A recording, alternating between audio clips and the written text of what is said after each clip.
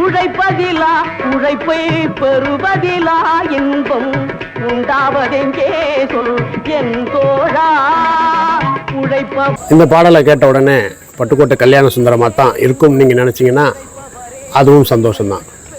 ஆனால் பாட்டு என்னது லட்சுமணதாஸ் என்ற ஒரு கவிஞர்.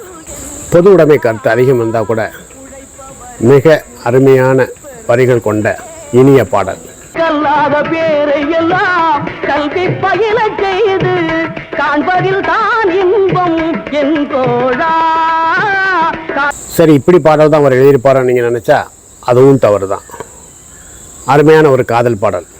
பன்னூரானதை மனத்தில் வாழும் வேடனாகினான், வெல்லும் வேலை உன் இரு கண்ணம்பினான். சந்திப்போம்.